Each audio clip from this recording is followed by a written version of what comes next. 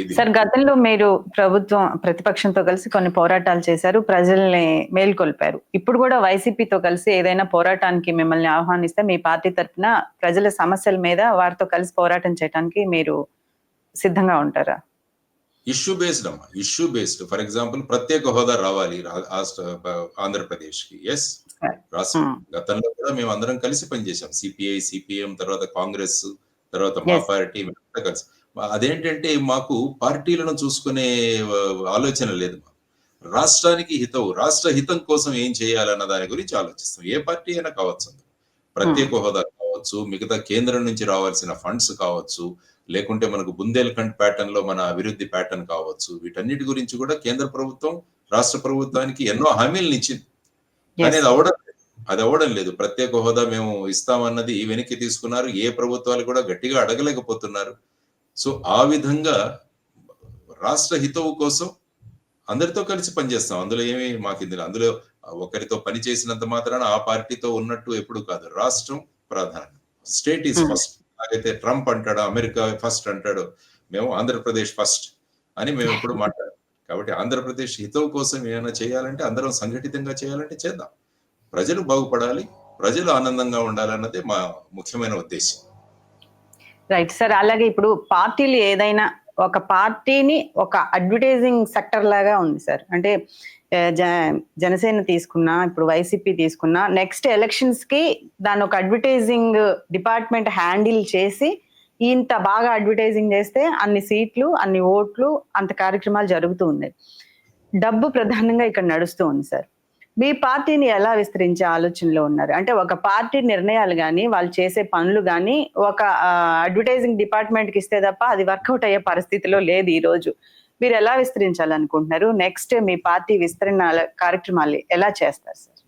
ఈ పరిస్థితులను మార్చడానికి మేము ముందుకు వచ్చాం.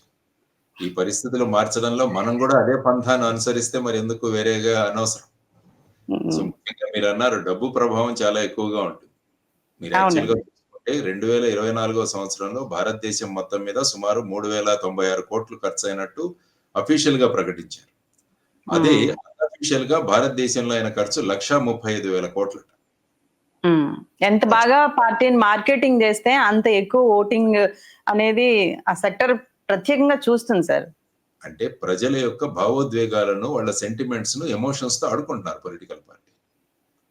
మతతత్వాన్ని రెచ్చగొట్టడం, కులతత్వాన్ని రెచ్చగొట్టడం, ఇవన్నీ చేస్తున్నారు. ఇవన్నీ కూడా రాజ్యాంగబద్ధం కావు అసలు. యాక్చువల్ రాజ్యాంగం చూస్తే ఎప్పుడు కూడా మతాల గురించి, కులాల గురించి మాట్లాడకూడదు. కానీ ఇప్పుడు మీరు ప్రతి పార్టీకి కూడా వాళ్ళ సోషల్ మీడియా సెటప్ అనేది చాలా పెద్ద ముఖ్యమైన ఇంపార్టెంట్ అయిన యూనిట్ అది. మీరు అన్నట్టు అడ్వర్టైజ్మెంట్. ఈ మధ్య ఏంటంటే మెయిన్ స్ట్రీమ్ మీడియా కూడా కొన్ని పార్టీలు, కొన్ని ఛానళ్లు కొన్ని పార్టీలకు అంకితం అయిపోయింది. ఈ మధ్య ప్రజల్లో ఆ విధంగా చెబుతున్నారు. ఈ ఛానల్ అంటే ఈ పార్టీది. అంటే మీడియా కూడా ఆ విధంగా వెళ్ళిపోవడం అన్నది చాలా దురదృష్టకరం. ఆ తర్వాత దాంతో ఏంటంటే పొలిటికల్ పార్టీలు దాంతో పాటు సోషల్ మీడియాను కూడా ముఖ్యంగా ముందుకు తీసుకొచ్చి, కాబట్టి ఈ సోషల్ మీడియాలో వాడు కాంట్రాక్ట్ పీపుల్, వాడు కామెంట్స్ ఏం పెట్టాలి, తర్వాత ఏ విధంగా ట్రోల్ చేయాలి, ఇవన్నీ కూడా ఉంటాయి. సో ఆ విధమైన పరిస్థితుల్లో ఏంటంటే ఈ పరిస్థితుల్లో మార్పు తీసుకురావడానికే మేము వచ్చాం. సో అందువల్ల 1-to-1 కాంటాక్ట్. ఈ మధ్య నేను పేపర్లో కూడా ఆర్టికల్స్ అవి రాస్తున్నాను ప్రజల్లోకి కొన్ని విషయాలు తీసుకువెళ్ళడానికి. సోషల్ మీడియా మేము కూడా కొద్దిగా ఉపయోగించుకొని ప్రజాభిప్రాయాన్ని తీసుకొచ్చే ప్రయత్నం చేస్తున్నాం. ఎందుకంటే ఈ ధనస్వామ్యంలో ఈ విధమైన ప్రయత్నాలు చేయడం అనేది చాలా కఠినతరం.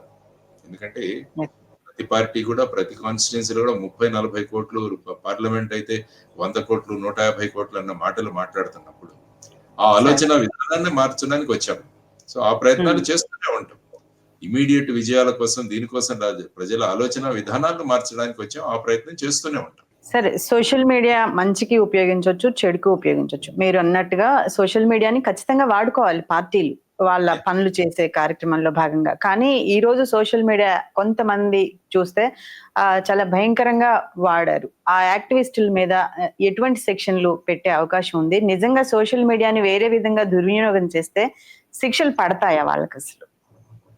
అంటే ఏమవుతుందంటే ఫైనల్ గా సోషల్ మీడియాలో ఇన్ఫర్మేషన్ టెక్నాలజీ యాక్ట్ అని ఉన్నది, 2000 సంవత్సరంలో చేసిన చట్టం మోడిఫికేషన్స్. దానిలో ఖచ్చితంగా ఈ విధంగా చేయడం అన్నది ఐ థింక్ 67A 2-3 సెక్షన్లు ఉన్నాయి. ఆ సెక్షన్ల కింద తర్వాత 294 అన్నది ఇంతకుముందు ఐపీసీ, ఇప్పుడు బిఎన్ఎస్ లో ఉన్నది. వీటన్నిటిని అందులో మళ్ళా కులాలు మతాలను రెచ్చగొడితే వాటికి సంబంధించిన సెక్షన్లు ఉన్నాయి. ఇవన్నీ కూడా పెట్టాలి.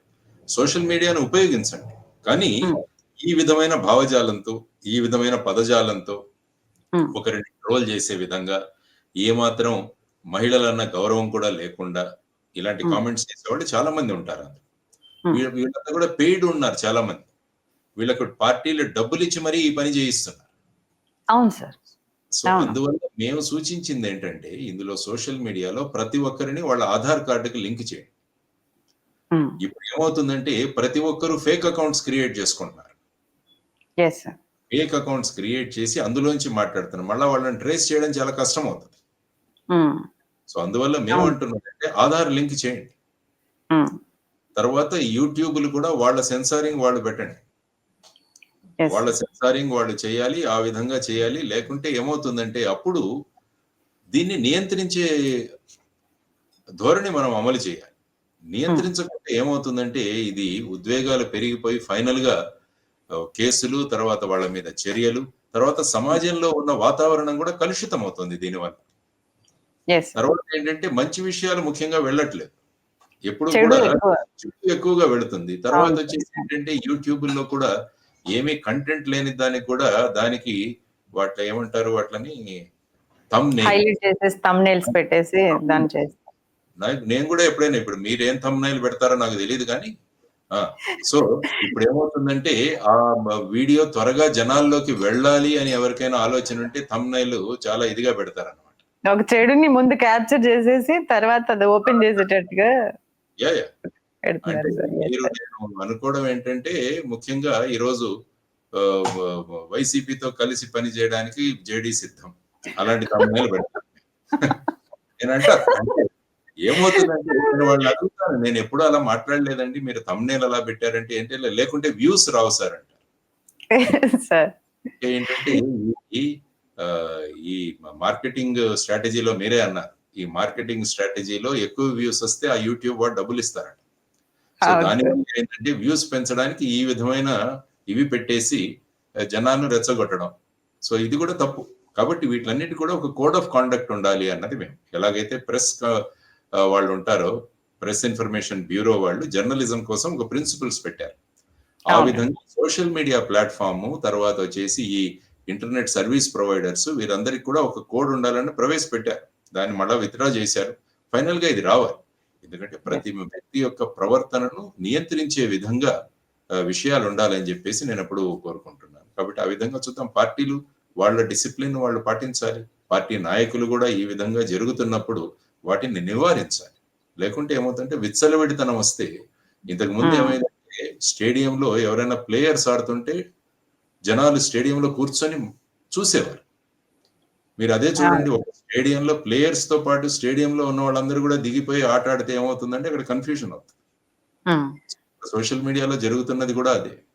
సో వీక్షకులు కూడా ఆడేవాళ్ళు అయిపోయారు, ఆటగాళ్ళు అయ్యారు. అందువల్ల ఏంటంటే టోటల్ కన్ఫ్యూజన్ నడుస్తుంది. కాబట్టి వీటి నుంచి మార్పులు రావాలన్నది మనం కోరుకుంటాం. కాబట్టి ఏది కూడా ఇల్లు చక్కబెట్టుకోవడం అన్నది మన ఇంటి నుంచే మొదలవుతుంది. కాబట్టి ఎవరో చేస్తున్నారని వాళ్ళ మీద మనం పాయింట్అవుట్ చేయకుండా మనం ఏం చేస్తున్నాము అన్నది పార్టీ నాయకులు గనక అవలంబించగలిగితే ఏమవుతుందంటే ఒక కన్స్ట్రక్టివ్ వేగా, ఒక మంచి ఆరోగ్యవంతమైన విమర్శలతో ముందుకెళ్ళాలి ఎప్పుడు కూడా.